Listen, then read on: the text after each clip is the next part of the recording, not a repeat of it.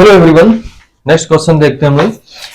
ये एक कैपेसिटर और इंडक्टर और एक रेसिस्टर, तीन चीजें लगी हुई हैं और दो स्विचेज हैं K1 और K2। ठीक है। अब इस क्वेश्चन में क्या लैंग्वेज में बोला गया है कि पहले स्विच K1 को क्लोज किया जाता है और जैसे ही स्विच K1 को क्लोज करेंगे एट दैट मोमेंट एक करंट जो फ्लो होगी इस रेसिस्टेंस में R0 में, उसको इन्होंने नाम दिया है I1। क्या बोला है? The current flowing through resistance R0 just after closing the switch K1 is I1। ठीक है, जैसे ही क्लोज किया तुरंत उसी मोमेंट पे इसमें जो करंट फ्लो करेगी वो I1 है। दूसरी चीज क्या बोली गई है कि after a long time, switch को क्लोज करने के आफ्टर ए लॉन्ग टाइम, काफी समय के बाद जो करंट इसमें फ्लो कर रही है R0 में, उसको नाम दिया गया है I2। तो अभी स्विच K1 की बात चली। केवल स्विच K1 को क्लोज किया गया तो इनिशियल स्टेट पे कितनी करंट इसमें जा रही है और फाइनल स्टेट लॉन्ग टाइम के बाद स्टेडी स्टेट कह सकते हैं, आफ्टर ए लॉन्ग टाइम इसमें कितनी करंट जा रही है। ठीक है, इन दोनों को I1 और I2 नाम दिया गया। फिर क्या किया गया कि स्विच K1 को ओपन कर दिया गया, हटा दिया गया और उसी मोमेंट पे साइमल्टेनियसली K2 को क्लोज कर दिया गया। तो आप ये समझ पा रहे होंगे कि K1 को जब हमने क्लोज कर दिया पहले ही इनफाइनाइट टाइम के लिए, तो इसमें सर्किट में कुछ करंट जा रही होगी, उसको I2 नाम दिया गया है। सर्किट में करंट जा रही होगी और ये इंडक्टर के अंदर एक एनर्जी स्टोर हो चुकी होगी in the form of magnetic field, और उस एनर्जी की वैल्यू हम लोग जानते हैं कितनी होती है, हाफ LI²। और उस समय आफ्टर लॉन्ग टाइम कितनी करंट जा रही है, I2। तो हम इसको ऐसे लिख सकते हैं, स्टेडी स्टेट पे आफ्टर लॉन्ग टाइम के लिए जब इसको क्लोज कर दिए थे तो इसमें करंट कितनी जा रही थी, I2। तो मैक्सिमम करंट जा रही होगी इसमें कुछ, और वो जो करंट है वो I2 है। तो हम ये जानते हैं जब मैक्सिमम करंट इंडक्टर के अंदर फ्लो करती है तो उसमें मैक्सिमम एनर्जी कितनी स्टोर हो जाती है, हाफ LI²। और I की वैल्यू यहाँ क्या है, I2 नाम दिया गया है, हाफ LI²। ठीक है, तो इतनी एनर्जी इसके अंदर स्टोर हो चुकी है। फिर हमने K1 को हटा दिया, फिर से ओपन कर दिया और उसी समय जिस समय इसको ओपन किया तुरंत इस K2 को क्या कर दिया, क्लोज कर दिया। ठीक है, पहले इसको क्लोज किया गया था लॉन्ग टाइम के लिए और फिर इसको क्या कर दिया गया, हटा दिया गया और इसको क्लोज कर दिया गया उसी समय। तो अब क्या बोला जा रहा है, अब ये बोला जा रहा है जैसे K2 को क्लोज करेंगे, K1 को ओपन करेंगे, उसके बाद C0 के क्रॉस जो वोल्टेज है उसके ऑसिलेशंस स्टार्ट हो जाएंगे। तो आप ये जानते हो, आप पढ़ चुके हो पहले भी। अब सर्किट में केवल क्या है, ये L और C, इधर तो ओपन हो चुका है, L और C लगे हुए हैं, तो ये LC सर्किट बन गया एक सिंपल। LC ऑसिलेशंस करेंगे इसमें। ठीक है, LC ऑसिलेटरी सर्किट, ये बहुत डिटेल में आप लोग पढ़ें इसके बारे में। ठीक है, इंडक्टर और कैपेसिटर लगा हुआ है ओनली, और इसमें पहले से एनर्जी स्टोर हो चुकी थी in the form of magnetic field, और वो एनर्जी वो इसमें करंट फ्लो कराती रहेगी। जैसे इसको ओपन करोगे तो इसकी प्रॉपर्टी क्या होती है कि उसी डायरेक्शन में करंट के फ्लो को बनाए रखेगी, अपोज करेगी अपने करंट में चेंज होने का according to the Faraday's law of electromagnetic induction. तो क्या करेगी, उसी डायरेक्शन में ऐसे इस तरीके से करंट के फ्लो को बनाए रखने के लिए इसको क्या कर देगी, चार्ज कर देगी। तो इसकी जो इलेक्ट्रोमैग्नेटिक एनर्जी है, जो इसकी मैग्नेटिक एनर्जी है, वो इसमें इलेक्ट्रिकल एनर्जी के फॉर्म में स्टोर हो जाएगी और फिर करंट जीरो हो जाएगी। फिर क्या करेगा, ये कैपेसिटर फिर डिस्चार्ज होगा इंडक्टर के थ्रू, इस तरफ को करंट देगा, इस तरफ को देगा तो इसमें एनर्जी स्टोर हो जाएगी, यहाँ पर जीरो हो जाएगी, और ये करंट फिर इधर ही को बनाए रखेगा, डिक्रीज होने का अपोज करेगा, और फिर ये अपोजिट डायरेक्शन में कैपेसिटर क्या हो जाएगा, चार्ज हो जाएगा। पहले इधर प्लस माइनस था, अब इधर प्लस माइनस होगा और करता रहेगा, पूरा फुल्ली चार्ज हो जाएगा, करंट जीरो हो जाएगी, तो यहाँ मैग्नेटिक एनर्जी जीरो हो जाएगी और यहाँ पर वो पूरी मैग्नेटिक एनर्जी किसमें कन्वर्ट हो चुकी है, इलेक्ट्रोस्टैटिक एनर्जी में। ठीक है, यहाँ पर हाफ CV0² स्टोर हो जाएगी और ये चलता रहेगा।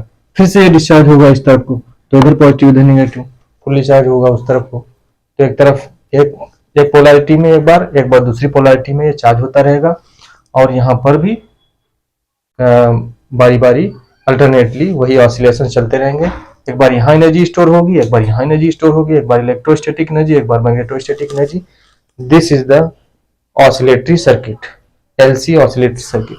तो एलसी ऑसिलेटरी सर्किट में वोल्टेज और करंट के ऑसिलेशंस और एनर्जी के ऑसिलेशंस होते रहेंगे किसी फ्रीक्वेंसी से, और उस फ्रीक्वेंसी को बोला गया है ओमेगा नॉट। तो बोला यह गया है K1 को ओपन कर दिया, K2 को क्लोज कर दिया, तो C के अक्रॉस वोल्टेज के जो ऑसिलेशंस हो रहे हैं उनका एम्पलीट्यूड है V नॉट। C के क्रॉस जो वोल्टेज बार बार घट बढ़ रहा है, जीरो हो जा रहा है, फिर मैक्सिमम वैल्यू तक चार्ज हो रहा है, वोल्टेज मैक्सिमम तक जा रहा है, ठीक है। तो वो जो वोल्टेज के ऑसिलेशंस, करंट के भी ऑसिलेशंस, एनर्जी के भी ऑसिलेशंस होते हैं, ठीक है। तो यही बोला गया है क्लोज करने के बाद the oscillations of voltage takes place across the capacitor and whose magnitude is V naught, ठीक है। तो जो भी वोल्टेज ऑसिलेशंस हो रहे हैं, वोल्टेज का ऑसिलेशन कैपेसिटर के क्रॉस हो रहा है, उसका एम्पलीट्यूड V नॉट है। मैक्सिमम वोल्टेज जहां तक ये चार्ज होता है, that is the amplitude V not है, और उस ऑसिलेशंस की फ्रीक्वेंसी क्या है, ओमेगा नॉट है। ये क्वेश्चन में बोला गया, पूरा क्वेश्चन ही भी बता रहा हूं, ठीक है। तो ओमेगा नॉट बोला गया है क्या, जो वोल्टेज जिस फ्रीक्वेंसी से ऑसिलेट कर रहा है, ठीक है ना, एक बार बढ़ रहा है, घट रहा है, जीरो हो रहा है, minus plus, zero minus plus, इस तरीके से, और उसका मैक्सिमम वैल्यू कितनी है, इसको एम्पलीट्यूड बोला गया है, ठीक है, V नॉट। तो voltage the amplitude of voltage oscillations across the capacitor is V not and the frequency of oscillation is omega naught. तो ये दो पैरामीटर I1 I2 दो पैरामीटर, ये चार पैरामीटर क्वेश्चन में बोले गए हैं इस तरीके से। I1 I2 मैंने पहले बता दिया क्या था, और ओमेगा नॉट V नॉट ये बताया, ठीक है। और इसमें मैंने काफी थ्योरी भी एक्सप्लेन कर दिया आपको, ये आप पढ़ते हो थ्योरी में पूरा, ठीक है। L और C के ऑसिलेशंस, जब केवल L और C लगे हो और उसमें एनर्जी हो किसी भी फॉर्म में, चाहे इंडक्टर में मैग्नेटिक फॉर्म में एनर्जी हो, चाहे कैपेसिटर में इलेक्ट्रोस्टैटिक एनर्जी हो, तो तुरंत फिर क्या हो जाते हैं, वो ऑसिलेशन चालू हो जाएंगे। एक बार वो एनर्जी को कैप्चर करेगा, फुल एनर्जी को स्टोर कर लेगा कैपेसिटर, और एक बार फुल एनर्जी को इंडक्टर, ठीक है। और ये दोनों एनर्जी इक्वल होती हैं, ठीक है। टोटल एनर्जी यहाँ जब स्टोर हो जाएगी तो कितनी हो जाएगी, half C not V square, half C V not square, क्योंकि V नॉट क्या है, एम्पलीट्यूड ऑफ वोल्टेज। तो मैक्सिमम वोल्टेज जब यहाँ पर अकर करेगा तो यहाँ एनर्जी क्या हो जाएगी, जीरो। तो कहने का मतलब जो भी इंडक्टर में टोटल एनर्जी थी वो कहाँ पहुंच चुकी है, कैपेसिटर के ऊपर। यहाँ मैग्नेटिक फॉर्म में थी, यहाँ क्या होगी, इलेक्ट्रोस्टैटिक फॉर्म में होगी। तो ये half C V not square हो गई। अब यहाँ पर क्या हो जाएगी, जीरो। फिर ये क्या करेगा कैपेसिटर, फिर डिस्चार्ज होगा और करंट फ्लो कराएगा अपोजिट डायरेक्शन। तो टोटल एनर्जी यहाँ स्टोर हो जाएगी इन दिस फॉर्म, और यहाँ पर क्या हो जाएगी, जीरो हो जाएगी। यहाँ पोटेंशियल जीरो हो जाएगा, चार्ज जीरो हो जाएगा, ठीक है। तो बारी बारी से यही एनर्जी कभी इस फॉर्मेट में दिखेगी, कभी इस फॉर्मेट में, और इन बिटवीन दोनों फॉर्मेट में दिखेगी, ठीक है। जब करंट जीरो होगी तो ये फुल्ली होगी, ठीक है। जब वोल्टेज जीरो होगा तो ये फुल एनर्जी यहाँ एग्जिस्ट करेगी, और बीच में भी ट्रांजिएंट एनालिसिस अकर करेगी, जहां पर थोड़ी सी ये होगी, थोड़ी सी ये होगी, दोनों मिला के होगी कितनी, इतनी ही होगी, या फिर इतनी ही होगी, ये मैक्सिमम वाली है, ठीक है। तो ये थ्योरेटिकल चीज थी, और इसी पे क्वेश्चन है, बस कहानी खत्म।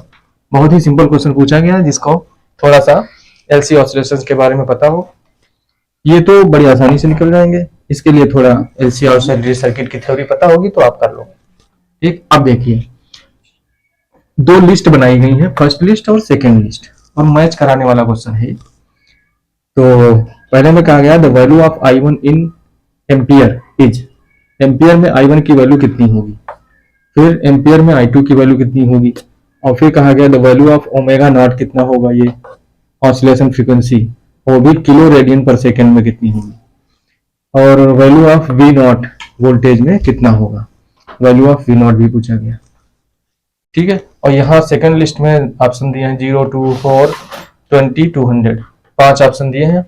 ये चार ऑप्शन में मैच कराने हैं, किससे मैच करेगा, कौन कौन, ठीक है। तो आप बारी बारी से सुनते हैं। तो जैसे ही आप स्विच को यहाँ K1 को क्लोज कराओगे, उसी मोमेंट पे जो करंट जा रही है वो कितनी होगी। तो आप याद रखिए, इंडक्टर की प्रॉपर्टी होती है वो अपने में होने वाले चेंज का अपोज करता है। तो जैसे ही क्लोज करोगे स्विच, अब ये तो ओपन है, ये क्लोज किया तो करंट इधर फ्लो करने की कोशिश करेगी, स्टार्ट करेगी, लेकिन ये फुल्ली इसको अपोज कर देगा और कोई करंट नहीं जाने देगा। तो इनिशियल स्टेट में कैपेसिटर शॉर्ट सर्किट की तरह बिहेव करता था, inductor as a open circuit behave करेगा। तो यहाँ पर कोई करंट जाने नहीं देगा इनिशियली, और फिर भी ये वोल्टेज लगा रहेगा इसको इधर करंट को फ्लो कराने में। ये तो अपनी ताकत लगाता रहेगा, और इसकी इनिशियल स्टेट में ताकत बहुत ज्यादा होगी इसको अपोज करने की, फिर उसकी ताकत धीरे धीरे कम होगी और फिर ये करंट धीरे धीरे फ्लो करना स्टार्ट करेगी, तो लास्ट में मैक्सिमम तक जाएगी। ये इंडक्टर की प्रॉपर्टी होती है। तो जैसे ही हमने इस स्विच को ऑन किया, तुरंत इसने क्या कर दिया, ये ओपन सर्किट की तरह हो गया, ये हट जाएगा, कोई करंट जाने नहीं देगा। किस मोमेंट पे? केवल जिस मोमेंट पे हमने स्विच को क्लोज किया है, तो उस समय कोई करंट नहीं जा रही होगी, तो जाहिर सी बात I1 क्या हो जाएगी, क्योंकि ये तो अभी कनेक्टेड है ही नहीं ऊपर वाला सर्किट, और इसको मैंने कनेक्ट किया, ये अपोज कर देगा, खुली अपोज करेगा, करंट को जाने नहीं देगा, तो करंट I1 जीरो होगा। फिर कनेक्ट रहने दिया, after long time this behaves as a short circuit. बिल्कुल उल्टा होता है कैपेसिटर का, ठीक है। कैपेसिटर इनिशियली शॉर्ट सर्किट और ये initially open circuit, capacitor finally open circuit, ये फाइनली शॉर्ट सर्किट है। तो इसका रेसिस्टेंस जो होता है नेग्लिजिबल होता है, आइडियल केस में जीरो होता है, वैसे नेग्लिजिबल होता है। तो ये शॉर्ट सर्किट हो जाएगा। तो केवल इस पूरे सर्किट में एक रेसिस्टेंस 5 ओम मिलेगा और EMF 20 वोल्ट, तो करंट कितनी जाएगी, E/R। तो फाइनली जो मैक्सिमम करंट जाएगी I2 वो कितनी होगी, 20/5, 4 एम्पियर। तो I2 निकल के आ गई एक झटके में। I2 निकल के आ गई तो आप V0 भी निकाल सकते हो। क्यों? क्योंकि I2 की यहाँ वैल्यू डालिए और ये वैल्यू डालिए, L की वैल्यू डालिए, और ये दोनों आपस में बराबर होंगी। एक टाइम पे पूरी एनर्जी इस फॉर्मेट में एग्जिस्ट करेगी, ये जीरो होगी। एक टाइम पे पूरी एनर्जी इस फॉर्मेट में एग्जिस्ट करेगी, जो यहाँ कैपेसिटर के अंदर होगी, और यहाँ इसके अंदर ये जीरो हो जाएगी। ये मैंने अभी थ्योरी में समझाया, ठीक है। तो ये दोनों क्या होंगी, इक्वल होंगी। तो हम half this is equal to half this, half half cancel हो जाएगा, तो हम लिख सकते हैं L into I2 square is equal to C into V0 square. तो V0 की वैल्यू कितनी आ जाएगी, V0 की वैल्यू आ जाएगी I2 times under root L by C। I2 कितना है अपना, I2 है 4 एम्पियर, L कितना है 25 मिली हेनरी, तो 25 मिली का मतलब 10⁻³ ये हो गया, अपॉन कैपेसिटेंस कितना है, कैपेसिटर की वैल्यू दी हुई है 10। ये कब की बात, जब इसको हमने क्लोज कर दिया तो इसको ओपन कर दिया, ठीक है। तो ये अपना हो गया 10 माइक्रोफैरेड, 10 माइक्रो का मतलब 10⁻⁻6। तो आप देखिए इसको 10⁻⁻6 ऊपर जाएगा तो कितना हो जाएगा, ये +3, तो इसको कैंसिल करके यहाँ +3 कर दीजिए, और ये 10 एक और कैंसिल हो जाएगा तो +2 हो जाएगा, ठीक है। तो ये 100, ये 25, तो बाहर कितना आ जाएगा 5, 25 का और 100 का 10, 5 चक्कू 20 और ये 200 हो गया। तो वोल्टेज V0 की वैल्यू क्या आ गई, 200। I1 आ गया, I2 आ गया, V0 आ गया। अब ओमेगा नॉट, तो ओमेगा नॉट का हमें, अगर कहीं भी LC सर्किट है इस तरीके से, उसमें ऑसिलेशंस चल रहे हैं, तो इस समय ऑसिलेशंस इसमें चल रहे हैं, इस तरीके से है, ये L है, ये C है और ये L है। तो इसकी जो फ्रीक्वेंसी होती है ओमेगा नॉट, इसको हम natural frequency of this circuit कहते हैं, LC सर्किट, और वो होती है 1/√LC। इसका फार्मूला याद होना चाहिए। तो यहाँ से ओमेगा नॉट निकाल लेंगे हम लोग, ओमेगा नॉट 1/√L की वैल्यू कितनी है 25 इंटू 10⁻³ और C की वैल्यू है 10 इंटू 10⁻⁻6। तो यहाँ पर 10⁻⁻9 और ये -8 हो जाएगा, 10⁻⁻8 और इसके बाहर निकलेगा रूट के तो 10⁻⁻4, 10⁻⁻4 ऊपर जाएगा तो +4, 10⁴ आ गया, नीचे 25 का 5 आ गया। तो इसको मैं लिख सकता हूँ 100 इंटू 100, नीचे 5, 5 को 5 पे चाहिए हम, तो ये हो जाएगा 2 इंटू 1 2 3 10⁻3। इसका यूनिट होता है रेडियन पर सेकेंड, और 10⁻3 को हम क्या कहते हैं, किलो। तो 2 किलो रेडियन पर सेकेंड, और किलो रेडियन पर सेकेंड में ही ये पूछी गई है। ठीक है, तो अब देखिए P किससे मैच करेगा, P तो इसी से मैच कर गया। I1 की वैल्यू कितनी है, 0, और I2 की वैल्यू 4 एम्पियर, तो ये वाला मैच कर गया 3 से, Q 3 से मैच कर गया। और फिर क्या पूछा गया, ओमेगा नॉट, ओमेगा नॉट की वैल्यू कितनी है, 2, तो R किससे मैच कर गया, R मैच कर गया 2 से। और S में क्या है, V नॉट, V नॉट की वैल्यू कितनी है, 200, तो ये 200 हो गया। तो S मैच कर गया अपना 5 से।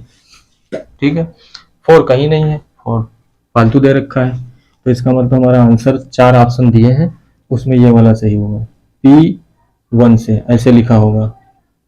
P किससे कनेक्टेड है, P कनेक्टेड है 1 से, कॉमा Q किससे कनेक्टेड है, Q कनेक्टेड है 3 से, तो Q कनेक्टेड हो गया 3 से।